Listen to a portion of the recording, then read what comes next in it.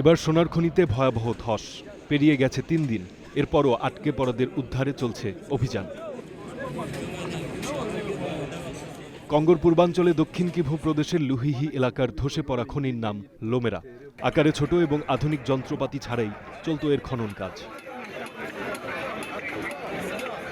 ভারী বৃষ্টিপাতের মধ্যেও শ্রমনির্ভর এই খনির কাজ থামানো হয়নি। রোববার গভীর রাতে হঠাৎ ধস শুরু হয়। খনির লম্বালম্বি সুড়ঙ্গ পথ ধসে পড়ে। তখনও সেখানে কাজ করছিলেন বহু শ্রমিক।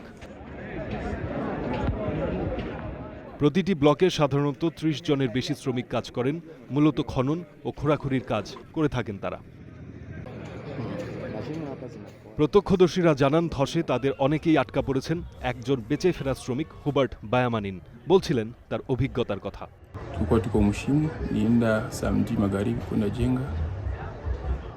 পালানোর সময় পাথরে আঘাত পেয়ে চোখে চোট পায়। সৃষ্টিকর্তার কৃপায় আমি বের হতে পেরেছি। আমার সহকর্মীরা যারা আর ফিরতে পারেনি তাদের আত্মার শান্তি কামনা করি। এখনও ঠিক কতজন নিখোঁজ সে ব্যাপারে নিশ্চিত তথ্য নেই। স্থানীয় সূত্র বলছে বহু শ্রমিক এখনও নিচে আটকে থাকতে পারেন।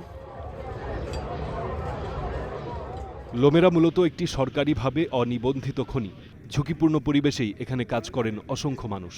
সামান্য তাঁবু, বালির বস্তা আর হালকা যন্ত্রপাতি দিয়েই চলে কাজ। খনিতে ধসের পর কিছুটা নড়েচড়ে বসেছে কর্তৃপক্ষ। এলাকাটি এখন সম্পূর্ণ সিল করা হয়েছে। চলছে নিরাপত্তা পরিদর্শন। সাময়িকভাবে সকল খনন কাজ স্থগিত ঘোষণা করা হয়েছে। তবে এখনও সরকারিভাবে কোনো বিবৃতি প্রকাশ করা হয়নি। নিহত আহতের নিশ্চিত সংখ্যাও জানায়নি প্রশাসন। উদ্ধারকর্মীরা এখনও দিনরাত চেষ্টা করে চলেছেন। আশা করছেন আরও কেউ জীবিত উদ্ধার হতে পারেন। এর আগেও এই অঞ্চলেই একটি ভয়াবহ স্বাস্থ্য সংকট দেখা দেয়। কয়েকদিন আগেই দক্ষিণ কিভুর একটি সোনা খনিতে ভয়াবহ কলেরা প্রাদুর্ভাবে আক্রান্ত হন শতাধিক শ্রমিক। এর মধ্যে অনেকে মারা গেছে। অপরিকল্পিতভাবে খনন কাজ, অপর্যাপ্ত স্বাস্থ্যসেবা, প্রতিদিনই এক জীবনযুদ্ধে নামেন এখানকার খনি শ্রমিকরা। একের পর এক খনিতে দুর্ঘটনা ও প্রাণহানি, কঙ্গোর শ্রমিক নিরাপত্তায় ঝুঁকি ও তদারকির চরম ঘাটতির সেই পুরনো চিত্র আবারও সামনে এনেছে। ফারদিন খান, স্টার নিউজ।